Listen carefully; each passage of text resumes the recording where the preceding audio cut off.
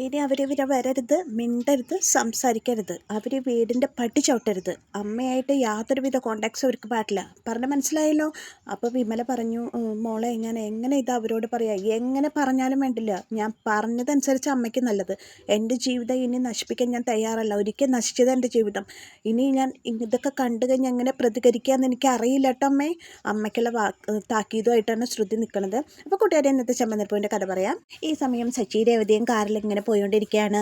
Sachi drive ചെയ്യുന്നുണ്ട്. അപ്പോൾ ആദിമോനെ പറ്റിയിട്ട് തന്നെയാണ് അവർ സംസാരിക്കുന്നത്. രേവതി പറയണ, ഞാനിങ്ങനെ ആലോചിക്കുന്ന ആദിമോനെ പറ്റി, ഞാനിപ്പോൾ ജീവനോടെ ഇരിക്കാൻ തന്നെ കാരണം അവനല്ലേ എന്ന് പറയുമ്പോൾ സച്ചി പറയണ, ശരിയാണ്, അന്നൊരു പക്ഷേ അവനത് വന്ന് പറഞ്ഞില്ലായിരുന്നെങ്കിൽ നിന്നെ ജീവനോടെ എനിക്ക് തിരിച്ചിട്ടില്ലായിരുന്നു. അവൻ പറഞ്ഞതുകൊണ്ടാണ് നിന്നെ എനിക്ക് ജീവനോട് കിട്ടിയത്. അവനില്ലായിരുന്നെങ്കിൽ ചിലപ്പോൾ നീ ജീവനോടെ ഇല്ലാവായിരുന്നു രേവതി. ഞാനിപ്പോൾ അതൊക്കെ ആലോചിക്കുന്നത്, അവൻ കാരണം കൊണ്ടാണ് നീ ജീവനോടെ ഇരിക്കേണ്ടതെന്നൊക്കെ പറഞ്ഞിട്ട് ആദിമോനെ പറ്റിയിട്ടുള്ള ചർച്ചയാണ് അവർക്കിടയിൽ വരുന്നത്. അപ്പോൾ രേവതി ഇങ്ങനെ ആലോചിച്ചിട്ട് പറയും സച്ചിയോട്, സച്ചിയേട്ടാ, അവൻ്റെ സങ്കടം ഇപ്പം നമ്മുടെ സങ്കടമായില്ലേ, പിന്നില്ലാതെ അവനിപ്പോൾ വേർപിരിയാൻ പറ്റാത്ത അവസ്ഥയായി. നമ്മുടെ മോനെ പോലെയല്ലേ നമ്മൾ അവനെ സ്നേഹിക്കണം. അവൻ വീട്ടിൽ വന്നു നിന്നപ്പോൾ, അവന് വയ്യാതെയായിട്ട് വന്നു നിന്നപ്പോൾ നമ്മൾ നമ്മുടെ കുഞ്ഞിനെ പോലെയല്ലേ അവനെ പരിപാലിച്ചത്. സത്യം പറഞ്ഞാൽ അവനോടിപ്പോൾ പറയാൻ പറ്റാത്ത ഒരു ആത്മബന്ധമായി നമുക്കിടയിൽ, അല്ല സച്ചിയേട്ടാ ചോദിക്കാൻ രേവതി. അപ്പോൾ സച്ചി പറഞ്ഞാൽ ശരിയാണ്, ഇപ്പോൾ അവൻ്റെ സങ്കടം നമ്മുടെയും കൂടി സങ്കടമായി രേവതി. ഞാനേ ഒരു കാര്യം ചോദിക്കട്ടെ സച്ചേട്ടാ? എന്താ നീ ചോദിക്കുക? സച്ചേട്ടന് ഇഷ്ടമാവോ എന്ന് എനിക്കറിയില്ല. നീ ചോദിക്കുക, അത് കഴിഞ്ഞിട്ട് വേണേൽ എനിക്കൊരു കാര്യം പറയാമെന്ന് പറയും. അപ്പോൾ രേവതി ഇങ്ങനെ കുറച്ച് നേരം ആലോചിച്ച് നിന്നിട്ട് പറയും, സച്ചേട്ടാ, നമുക്ക് അവനെ നമ്മുടെ വീട്ടിലേക്ക് കൊണ്ടുപോയാലോ? വിമല ആൻറ്റിയോട് പറഞ്ഞിട്ട് നമ്മുടെ വീട്ടിൽ വളർത്തിയാലോ അവനെ, നമ്മുടെ മോനായിട്ട്, നമ്മുടെ മോനെ പോലെ എന്ന് ചോദിക്കുമ്പോൾ സച്ചി പെട്ടെന്ന് കാറ് ബ്രേക്ക് ഇട്ട് ചവിട്ടി നിർത്തും. അപ്പോൾ രേവതി ചോദിക്കും, എന്താ സച്ചിയേട്ടാ കാറ് നിർത്തിയത്? ഇഷ്ടമായില്ലേ ഞാൻ പറഞ്ഞത്? അപ്പോൾ സച്ചി പറയും, രേവതി, ഇത് തന്നെയാണ് ഞാനും നിന്നോട് പറയാൻ വന്നത്. അപ്പം നമ്മുടെ രണ്ടുപേരുടെ മനസ്സിൻ്റെ പൊരുത്തം നോക്ക് എന്ന് പറയാണ് സച്ചി. നമുക്ക് വിമലാൻ്റിയോട് ചോദിക്കാം സച്ചിയേട്ടാ. അപ്പോൾ സച്ചി പറയും, ആദ്യക്ക് സമ്മതമാവും, ആദ്യം വരും നമ്മുടെ കൂടെ, പക്ഷേ വിമലാൻ്റി സമ്മതിക്കുമെന്ന് എനിക്കറിയില്ല. അപ്പം ഞാൻ സമ്മതിപ്പിക്കാം വിമലാൻ്റിയെ കൊണ്ട്. ആദ്യം എന്തായാലും സമ്മതിക്കില്ല, വിമലാൻ്റിയെ കൊണ്ട് നമുക്ക് സമ്മതിപ്പിക്കാം. പക്ഷേ അവൻ്റെ അമ്മയോ? അവൻ്റെ അമ്മ എന്തായാലും സമ്മതിക്കും. കാരണം എന്താ വെച്ചാൽ അവൻ്റെ അമ്മയ്ക്ക് ഇപ്പോൾ അവനൊരു ബാധ്യതയാണല്ലോ. അപ്പോൾ അവരൊന്നും സമ്മതക്കുറവ് പറയേണ്ട ആവശ്യമില്ല സച്ചേട്ടാ, നമുക്ക് ചോദിച്ചു നോക്കാം, ബാക്കിയൊക്കെ വരുമ്പോലെ വരട്ടെ എന്ന് പറഞ്ഞിട്ട് അങ്ങനെ അവർ ആദ്യ വീട്ടിലേക്ക് കൊണ്ടുവരാൻ വേണ്ടിയിട്ട് പ്ലാൻ ചെയ്യാണ്. അത് കഴിഞ്ഞു. ഈ സമയത്ത് ചന്ദ്രോദയത്തിൽ വർഷ റൂമിലിരിക്കേണ്ട ശ്രീകാന്ത് അങ്ങോട്ട് വരികയാണ്. എടി വിളിക്കുകയാണ് ശ്രീകാന്ത് വർഷയാണ്. അപ്പോൾ വർഷം നോക്കണില്ല. അപ്പോൾ ശ്രീകാന്ത് വീണ്ടും എടി വിളിക്കുകയാണ്. അപ്പോൾ അതെ, എനിക്കൊരു പേരുണ്ട് എന്ന് പറയുകയാണ്. അപ്പോൾ വർഷയെ വിളിക്കുകയാണ്. എന്താ ചോദിക്കും. അപ്പോൾ ഇങ്ങനെ വിളിച്ചാലോ നീ വിളിയേക്കൂലോ? അതെ, ഇങ്ങനെ വിളിച്ചാൽ തന്നെ ഞാൻ വിളിയേക്കുള്ളൂ. നീ വിളിക്കുമ്പോൾ മുഴുവൻ വിളിയേക്കണമെന്ന് വലിയ നിയമമൊന്നും ഇല്ലല്ലോ. അതെ, ഞാനിങ്ങനെ ആലോചിക്കുകയായിരുന്നു, നമ്മളെന്തിനാ പിണങ്ങിയിരിക്കണേ? നീയല്ലേ പിണങ്ങിയത്? അല്ല, നിൻ്റെ അമ്മയും അച്ഛനും ചെയ്യണ കുറ്റങ്ങൾക്ക് നീ എന്ത് പഴിച്ചു? നീ അറിഞ്ഞിട്ടുള്ള കാര്യമില്ല അത്. അതൊക്കെ പോട്ടെ, സോറി ഡി എന്നൊക്കെ പറഞ്ഞിട്ട് വർഷയോട് സോറി പറയണം. അതെ, നമുക്കൊന്ന് പുറത്തേക്ക് പോയാലോ? എന്തിന്? നമുക്ക് പുറത്ത് പോയി കുറച്ച് ഫുഡൊക്കെ കഴിച്ച് ഒരു ഔട്ടിങ്ങിനൊക്കെ പോയി കുറച്ച് പർച്ചേസൊക്കെ നടത്തി നമുക്ക് തിരിച്ചു വരാം. അതിപ്പോൾ എന്താ, എന്നെ സോപ്പിടാനുള്ള പരിപാടിയാണല്ലേ? നീ ഇപ്പോൾ വിളിച്ചോണ്ട് ഞാൻ പുറത്തേക്ക് വരണമെന്നൊന്നും ഇല്ലല്ലോ, എൻ്റെ ഫുഡൊക്കെ ഇവിടെ ഇല്ലേ എന്ന് ചോദിക്കുകയാണ്. അപ്പോൾ ശ്രീകാന്ത്, അല്ല ഒന്ന് വായോ, നമുക്കൊന്ന് പുറത്തൊക്കെ ഒന്ന് കറങ്ങിയിട്ട് വരാം. നമ്മൾ എത്ര ദിവസമായി ഒന്ന് പുറത്തിറങ്ങിയിട്ട്. നീ വിളിച്ചോണ്ട് ഞാൻ വരുമെന്ന് വിചാരിച്ചോ? അല്ല, അപ്പോൾ വരാതിരിക്കേണ്ട ആവശ്യം എന്താ? ഞാൻ വരും, പോവാം, നമുക്ക് പുറത്തേക്ക് പോവാം. നമുക്ക് ആദ്യം ഷോപ്പിങ്ങിന് പോവാം, പിന്നെ നമുക്ക് സിനിമയ്ക്ക് പോകാം, അത് കഴിഞ്ഞിട്ട് നമുക്ക് ഫുഡ് കഴിക്കാം, എന്നിട്ട് നമുക്ക് തിരിച്ചു വരാം. അപ്പം നീ എന്നെ പിഴിയാനുള്ള പരിപാടിയാണല്ലേ? നീ പിണക്കം മുതലെടുക്കുകയല്ലേ? പറയുമ്പോൾ നീ പൈസയൊന്നും ചിലവാക്കണ്ട, പൈസയല്ല ഞാൻ ചിലവാക്കിക്കോളാം കേട്ടോടാ പിഷ്ക. ഇങ്ങനെ ഒരു പിഷ്ക എന്ന് പറഞ്ഞിട്ട് ശ്രീകാന്തിനോട് പിണക്കെല്ലാം മാറി വർഷ അങ്ങനെ അവർ പുറത്തേക്ക് പോകാൻ തുടങ്ങണം. അപ്പോൾ വർഷ പറയണേ, വാ ഇനി നമുക്ക് ഇരിക്കണം, നമുക്ക് വേഗം റെഡി ആയിട്ട് പോകാമെന്ന് പറഞ്ഞിട്ട് അങ്ങനെ അവർ റെഡി ആവാൻ വേണ്ടി പോവാണ്. അങ്ങനെ അത് കഴിഞ്ഞു. പിന്നെ കാണിക്കുന്നത് രേവതി ഇങ്ങനെ പൂമുഖത്ത് വന്നിട്ട് ഇങ്ങനെ ആലോചിച്ചിരിക്കണം. അപ്പോൾ സച്ചി വണ്ടി റെഡിയാക്കിക്കൊണ്ടിരിക്കുകയാണ്. അപ്പോൾ സച്ചി ചോദിക്കണം, എന്താ രേവതിയെ കാര്യമായിട്ടൊരു ആലോചന എന്ന് ചോദിക്കുമ്പോൾ രേവതി പറയുന്നുണ്ട്, ഞാൻ ആദിമോനെ കുറിച്ച് ആലോചിക്കായിരുന്നു സച്ചിയേട്ടാ. നമുക്ക് ആദിമോൻ്റെ കാര്യത്തിലൊരു തീരുമാനം എടുക്കണ്ടേ? ഇതിനെപ്പറ്റി നമുക്ക് അച്ഛനോട് സംസാരിക്കണ്ടേ? സംസാരിക്കണം. അച്ഛനോട് മാത്രമല്ല, ഇന്ന് എല്ലാവരോടും സംസാരിക്കണം. അല്ല സച്ചേട്ടനെ അറിയാലോ, ആദിമോനെ 2 ദിവസം കൊണ്ടുവന്ന് നിർത്തിയ സമയത്ത് അമ്മയുടെ പെരുമാറ്റം, അമ്മ സമ്മതിക്കുന്നു തോന്നുന്നുണ്ടോ സച്ചേട്ടനെന്ന് ചോദിക്കുകയാണ് രേവതി. അപ്പോൾ സച്ചി പറയാണ്, അമ്മയുടെ സമ്മതം ആർക്ക് വേണം? നമുക്ക് അച്ഛൻ സമ്മതിച്ചാൽ പോരെ. പിന്നെ ഒരു കുടുംബം നിലനിൽക്കെ ഈ കുടുംബത്തിൽ എല്ലാവരും അറിഞ്ഞിരിക്കണം ഈ കാര്യം. അതിന് വേണ്ടിയിട്ടാണ് നമ്മൾ എല്ലാവരോടും പറയണത്. എല്ലാവരും വരട്ടെ, എന്നിട്ട് നമുക്ക് സംസാരിക്കാം എന്ന് പറയണ സച്ചി. അപ്പോൾ രേവതി പറയണ അതിനു മുമ്പ് നമുക്ക് വിമലാൻ്റി ഒന്ന് വിളിക്കണ്ടേ, വിമലാൻ്റിയുടെ അഭിപ്രായം എന്താണെന്ന് അറിയണ്ടേ. അപ്പോൾ സച്ചി പറയും അതിൻ്റെ ആവശ്യമുണ്ടോ, നമുക്ക് വീട്ടിൽ സംസാരിച്ചിട്ട് വിമലാൻ്റി വിളിച്ചാൽ പോരാ സച്ചേട്ടാ, നമുക്ക് ആദ്യം വിമലാൻ്റിയെ വിളിക്കണം, വിമലാൻ്റിയെ വിളിച്ചിട്ട് വിമലാൻ്റിയുടെ അഭിപ്രായം എന്താണെന്ന് അറിഞ്ഞിട്ട് വേണം നമുക്ക് വീട്ടിൽ സംസാരിക്കാൻ. അപ്പോൾ സച്ചി പറയും അത് വേണം രേവതിയെ, വേണം എന്ന് പറഞ്ഞിട്ട് രേവതി വിമലേനെ വിളിക്കണം. വിമലേനെ വിളിക്കുന്ന സമയത്ത് വിമല ഇങ്ങനെ ഫോൺ നോക്കുമ്പോൾ ഫോൺ റിങ് ചെയ്യണോ. അപ്പോൾ ഫോൺ എടുക്കുമ്പോൾ ഇതാ രേവതിയാണല്ലോ, ദൈവം ഇനി എന്തിനാണ് വിളിക്കണേ, ഈശ്വര രേവതി എന്താണ് അവ എന്നെ വിളിക്കുന്നത് എന്നിങ്ങനെ ആലോചിച്ചുകൊണ്ടിരിക്കുന്ന സമയത്ത് വിമല ഫോൺ എടുക്കാൻ നോക്കണ സമയത്ത് പെട്ടെന്ന് വിമലയ്ക്ക് ഓർമ്മ വരുന്ന ശ്രുതിയുടെ വാക്കുകൾ, മേലിൽ അവരെ കാണരുത്, സംസാരിക്കരുത്, അവരുമായിട്ട് യാതൊരു ബന്ധമരുത് എന്നുള്ള ശ്രുതിയുടെ വാക്കുകൾ കേൾക്കുമ്പോൾ വിമല ഫോണിലേക്ക് ഇങ്ങനെ നോക്കി നിൽക്കുകയാണ്. വിമലയ്ക്ക് ആ ഫോൺ എടുക്കാനുള്ള ധൈര്യം ഇല്ലായിരുന്നു. ആ വിമലയുടെ അടുത്ത് ആദ്യമോനും ഉണ്ട് കേട്ടോ, പക്ഷേ വിമലയ്ക്ക് ആ ഫോൺ എടുക്കാനുള്ള ധൈര്യം ഇല്ലാത്ത കാരണം വിമല ആ ഫോൺ റിങ് ചെയ്ത് നോക്കിക്കാണ്, ഫോൺ എടുക്കണില്ല. അപ്പോൾ രേവതി സച്ചിയോട് പറയണ വിമലാൻ്റി വിളിച്ചിട്ട് ഫോൺ എടുക്കണില്ലല്ലോ സച്ചിയേട്ടാന്ന് പറയണം. അപ്പോൾ സച്ചി പറയണം ഇനി അവരെ വിളിക്കേണ്ട, ഇനി നമുക്ക് വീട്ടിൽ സംസാരിക്കാം എന്നിട്ട് മതി എന്ന് പറയണം. അങ്ങനെ സച്ചി രേവതിയും കൂടിയിട്ട് ആദ്യനെ കൂട്ടി കൊണ്ടുവന്ന് വീട്ടിൽ താമസിപ്പിക്കേണ്ട കാര്യം അച്ഛനോട് ചർച്ച ചെയ്യാമെന്ന് തീരുമാനിക്കുകയാണ്. അത് കഴിഞ്ഞു പിന്നെ കാണിക്കുന്നത് രവീന്ദ്രൻ ഗെയിം കളിച്ചുകൊണ്ടിരിക്കുകയാണ് ഫോണിൽ. അപ്പോൾ സച്ചി വന്നിട്ട് അച്ഛാന്ന് വിളിക്കുക, ഒരു മിനിറ്റ് ഈ ഗെയിം ഒന്ന് കഴിയട്ടെ, നീ ഒന്ന് വെയിറ്റ് ചെയ്ത് പറയുമ്പോൾ അച്ഛാ എനിക്കൊരു കാര്യം പറയണ്ട, നീ പറഞ്ഞോ അവിടെ വന്നിരിക്കുക, പറഞ്ഞോ ഞാൻ ഇതൊന്ന് ഫിനിഷ് ചെയ്യട്ടെന്ന് പറയാണ്. എന്താടാ പറയാനുള്ള ചോദിക്കുമ്പോൾ അത് അച്ഛനോട് മാത്രമല്ല എല്ലാവരും കൂടി കൂട്ടിയിരുത്തി പറയാനുള്ള വിഷയമാണ്. രേവതി നീ എല്ലാവരും വിളിക്കും പറയുമ്പോൾ രേവതി അമ്മയെ വിളിക്കും, ശ്രീകാന്തെ വർഷയെ വിളിക്കും, അപ്പോൾ സച്ചി വിളിക്കും, സുധി പാർലറായിട്ട് വായോ എന്ന് പറയണം. അപ്പോൾ രവീന്ദ്രൻ എന്താ അത്ര സീരിയസ് ആയിട്ടുള്ള കാര്യം എന്ന് ചോദിക്കുകയാണ്. അങ്ങനെ എല്ലാവരും വന്ന് എന്താണ് വിളിച്ചത് ചോദിക്കും, സുധി ചോദിക്കും എന്താ വിളിച്ചത് ചോദിക്കും. അങ്ങനെ എല്ലാവരും വന്ന് ശ്രീകാന്തും വർഷയും സുധിയും ചന്ദ്രമതിയും എല്ലാവരും ഹോളിലെത്തി. അപ്പോൾ ചോദിക്കും ശ്രുതി എവിടെ ചോദിക്കും, പറയും അവൾ വന്നിട്ടില്ല എന്ന് പറയും. സുധി താല്പര്യമില്ലാത്ത പോലെ. അപ്പോൾ രവീന്ദ്രൻ ചോദിക്കും എന്താണ് കാര്യം ചോദിക്കുമ്പോൾ രേവതി പറയും അച്ഛാ ഞങ്ങളെന്നാ വിമലാൻ്റിയുടെ വീട്ടിൽ പോയിരുന്നു. എന്നിട്ട് വിമലാൻ്റിയുടെ വീട്ടിൽ പോയിട്ട് എന്തെങ്കിലും അത്യാവശ്യത്തിന് പോയതാണോ? അല്ല, ഞങ്ങൾ വിമലാൻ്റിയുടെ വീട്ടിൽ യാദൃശ്ചികമായിട്ട് വെറുതെ ഒന്ന് പോയത്. അവിടെ പോയ സമയത്താണ് ഞങ്ങൾ അറിയണത് അവിടെ ഒരു ഫംഗ്ഷൻ നടക്കുന്ന ആദ്യമോൻ്റെ പിറന്നാളായിരുന്നു ഇന്നെന്ന് പറയാണ്. ആണോ, അത് ശരി, അപ്പോൾ നിങ്ങൾ നല്ല സമയത്താണല്ലോ പോയി. അതേ ഞങ്ങൾ ആദ്യമോനൊരു ഡ്രസ്സ് എടുത്തിട്ടുണ്ടായിരുന്നു, അത് കൊടുക്കാൻ വേണ്ടിയിട്ട് പോയതാണ് അച്ഛാ. ആദ്യമോന് അമ്മയുണ്ട് അച്ഛാ. പറയും അമ്മയുണ്ടോ? അമ്മ ഇല്ല എന്നാണല്ലോ അവർ നമ്മളോട് പറഞ്ഞത്, പിന്നെ എന്തിനാ അവർ രഹസ്യം നമ്മളിന്ന് മറച്ചു വെച്ചത്? അമ്മ ഇല്ല എന്നാണല്ലോ പറഞ്ഞത്. അല്ല അച്ഛാ ആദ്യമോന് അമ്മയുണ്ട്. എന്നിട്ട് അവർ വന്നിട്ടുണ്ടായിരുന്ന ഫംഗ്ഷന്? ഇല്ല അവർ വന്നിട്ടുണ്ടായിരുന്നില്ല പറയാം. അപ്പോൾ ഇത് കേട്ടുകൊണ്ടാണ് നമ്മുടെ ശ്രുതി കയറി വരുമ്പോൾ അത് കേൾക്കുമ്പോൾ ശ്രുതി അവിടെ സ്റ്റക്കായിട്ട് നിൽക്കണം. അപ്പോൾ രേവതി പറയും അവൻ്റെ അമ്മ ദുബായിലാണ് അച്ഛാന്ന് പറയും. അപ്പോൾ ശ്രുതി പറയാം ദുബായിലോ? അത് അവൻ്റെ ആൻറ്റി എന്നല്ലേ അന്ന് വന്നപ്പോൾ പറഞ്ഞിട്ടുണ്ടായിരുന്നു. അത് അവൻ്റെ ആൻറ്റി അല്ല, ആ ആൻറ്റി പറയണത് അവൻ്റെ അമ്മ തന്നെയാന്ന് പറയും. ഭയങ്കര കഷ്ടമാണ് ആദ്യമോൻ്റെ കാര്യം എന്നൊക്കെ പറയും. അവൻ്റെ അമ്മയാണ്. അപ്പോൾ ഇവരെന്തിനീന്നോണ പറഞ്ഞു. അപ്പോൾ ചന്ദ്രമതി പറയും ഞാൻ അപ്പോഴേ പറഞ്ഞതല്ലേ അവർ ഉടായ്പകളാണ്, വിറ്റങ്ങളെയൊന്നും വിശ്വസിക്കാൻ പറ്റില്ല എന്ന്, ഇവർ വായ തുറന്നാൽ നോണേ പറയുള്ളൂ ഞാൻ അപ്പോഴേ പറഞ്ഞതല്ലേ എന്ന് പറയാണ് ചന്ദ്രമതി. അപ്പോൾ വർഷ ശ്രീകാന്തം പറയും അത് അവരുടെ അമ്മയാണെന്നുണ്ടെങ്കിൽ എന്തിനാ അവരത് നമ്മളിങ്ങനെ ഒളിച്ചു വെച്ചു സച്ചേട്ടാ, എന്തിനാ അവർ നമ്മുടെ അടുത്ത് നിന്ന് മറച്ചു വെച്ച് ചോദിക്കുകയാണ്. അച്ഛാ അതിന് പിന്നിലൊരു കഥയുണ്ട് അച്ഛാ പറയാണ് രേവതി.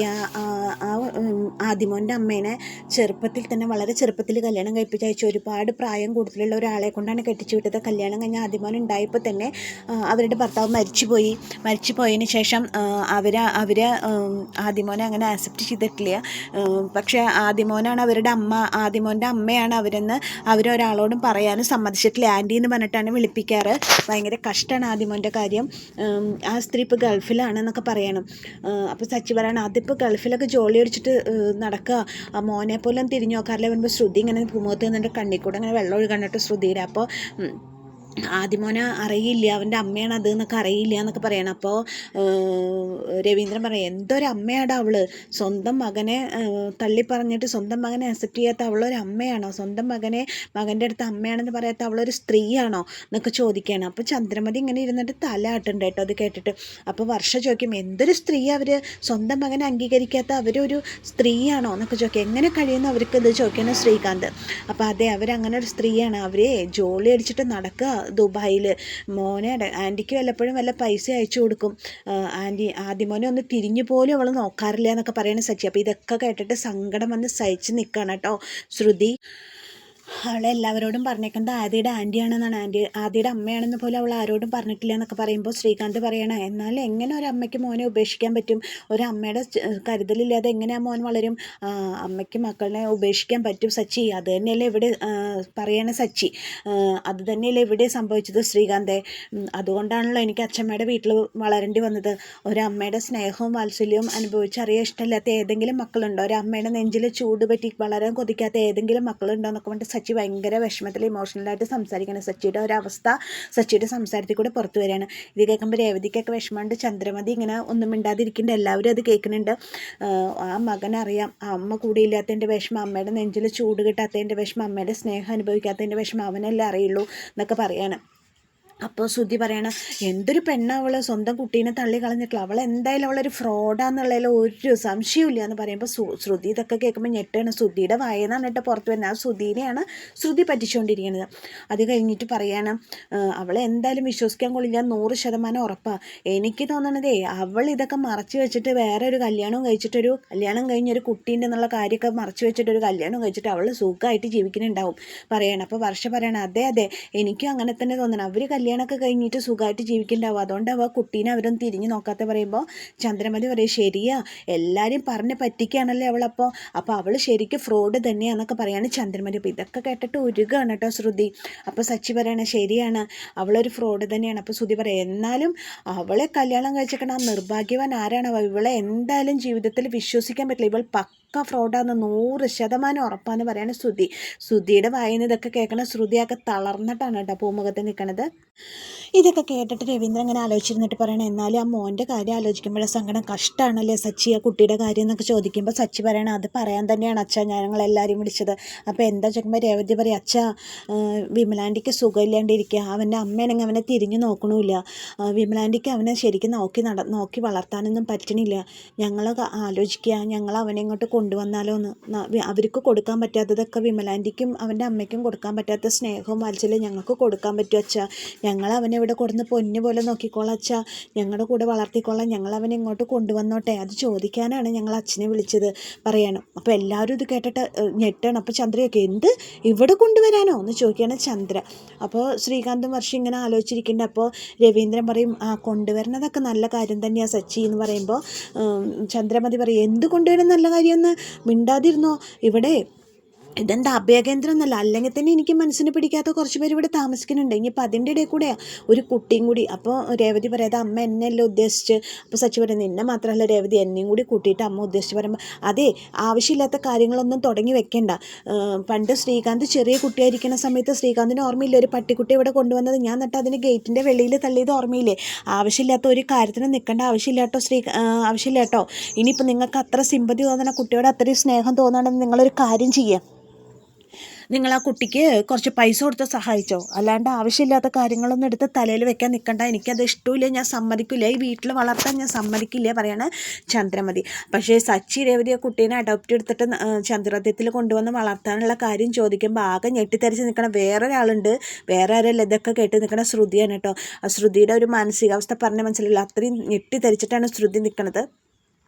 അപ്പോൾ ശ്രീകാന്ത് ചോദിക്കും ചന്ദ്രമതിയോട്, അമ്മ എന്തിനാ എതിര് നിൽക്കണേ? ഇതൊരു നല്ല കാര്യമല്ല, ആരോരില്ലാത്തൊരു കുട്ടി, അവനെ വളർത്തേണ്ടത് ഒരു നല്ല കാര്യമല്ലേ, അവൻ നമ്മുടെ വീട്ടിൽ നമ്മളിൽ ഒരാളായിട്ട് വളർന്നോട്ടെ, അതുകൊണ്ട് എന്താ അമ്മയെ ചോദിക്കാൻ? അപ്പോൾ ചന്ദ്രമതിയെ സമ്മതിക്കില്ല ഞാൻ എന്ന് പറയാണ് ചന്ദ്രമതി. ഇവരുടെ ചർച്ചകളെല്ലാം കേട്ടിട്ട് ശ്രുതി പുറത്ത് നിൽക്കണ എന്നുള്ള കാര്യം നമ്മൾ മറക്കല്ലേ.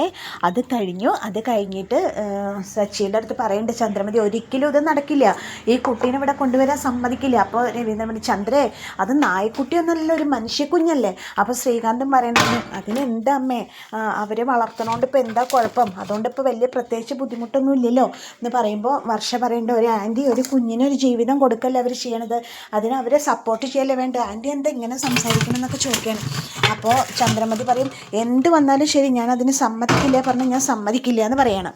ഇനിയിപ്പോൾ നിങ്ങൾക്ക് അത്ര നിർബന്ധമാണ് ആ കുട്ടീനെ ദത്തെടുത്ത് വളർത്താൻ നിങ്ങൾക്ക് നിർബന്ധമാണെങ്കിൽ നിങ്ങളൊരു കാര്യം ചെയ്യും, വേറൊരു വീടെടുത്തിട്ട് അവനെയും കൂട്ടി താമസിച്ചോ എന്നൊക്കെ പറയാണ്. അപ്പോൾ സച്ചി പറയും, അത് പറയേണ്ടത് നിങ്ങളല്ലല്ലോ, നിങ്ങളുടെ മാത്രം വീടല്ലല്ലോ, ഇത് എൻ്റെ അച്ഛൻ്റെയും കൂടി വീടല്ലേ, അച്ഛനും കൂടി തീരുമാനിച്ചിട്ട് പറയട്ടെ എന്ന് പറയാണ്.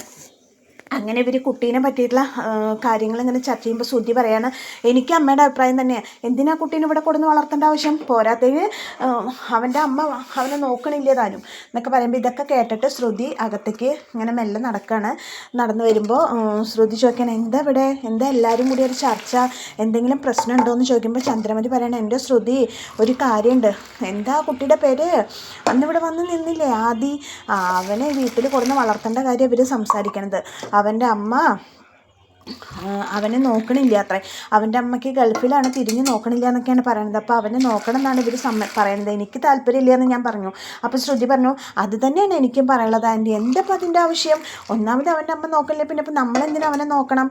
അപ്പോൾ വർഷ ശ്രീകാന്തും പറയും, എന്താ അങ്ങനെ പറയണത്, അവർക്കൊരു കുട്ടിക്കൊരു ജീവിതം കൊടുക്കല്ലേ അവർ ചെയ്യുന്നത്. വർഷ പറയും, രേവതി ചേച്ചി ഇതിന് ഞാൻ ചേച്ചിക്ക് ഫുള്ള് സപ്പോർട്ടാട്ടോ, ഞാൻ ചേച്ചിയുടെ കൂടെ നിൽക്കുള്ളൂ എന്നൊക്കെ പറയാണ്. അപ്പോൾ ശ്രുതി പറയാണ്, എന്തിനിപ്പോൾ വളർത്തണം, ഒന്നാമത് അവൻ്റെ അമ്മ അഴിഞ്ഞാടി നടക്കുകയാണ് ദുബായിൽ, വല്ല കണ്ടവന്മാരുടെ കൂടെയൊക്കെ നടക്കാവൂ, കണ്ടവന്മാരുടെ കൂടെ അതൊക്കെ ഞാൻ എങ്ങനെ ഇവിടെ പറയുക, അതൊക്കെ ശരിക്കും വൃത്തികെട്ട രീതിയിൽ നടക്കാവോ ആ സ്ത്രീ ഗൾഫിൽ, അല്ലെങ്കിൽ എങ്ങനെ വിശ്വസിക്കാൻ പറ്റുക, ആ സ്ത്രീയുടെ മകനെയൊക്കെ എന്തിനും ഇവിടെ വളർത്തുന്നത്, ശരിക്കും നല്ല രീതിക്കുള്ള നടപ്പൊന്നും ആവില്ല ആ സ്ത്രീ ഗൾഫിൽ എന്നൊക്കെ പറയുമ്പോൾ ശ്രുതി പെട്ടെന്ന് ശ്രുതി പറഞ്ഞിട്ട് ഒരു വിളിക്കാണ്. ശ്രുതിക്ക് അത് കേട്ടിരിക്കുമ്പോൾ സഹിക്കാൻ പറ്റുന്നില്ല. അപ്പോൾ അത് കേൾക്കുമ്പോൾ എല്ലാവരും അന്തം വിട്ടിട്ട് ശ്രുതിനെ നോക്കണം. ആ സമയത്താണ് ഇന്നത്തെ ചെമ്പനീർപ്പൂവിൻ്റെ ക്ലൈമാക്സ്. അപ്പോൾ നിങ്ങൾ പറഞ്ഞോളൂ, ചെമ്പനീർപ്പൂവിൻ്റെ കഥ ഇന്നത്തെ ത്രില്ലിംഗ് ആണോ, നാളത്തെ കഥ എന്തായിരിക്കും ഇതിൻ്റെ ബാക്കി വരിക, നിങ്ങൾ പറഞ്ഞോളൂ കൂട്ടുകാരെ. അപ്പോൾ എന്നത്തെയും പോലെ കഥ കേട്ട് എന്നെ സപ്പോർട്ട് ചെയ്യുന്ന എല്ലാ കൂട്ടുകാർക്കും നന്ദി. താങ്ക്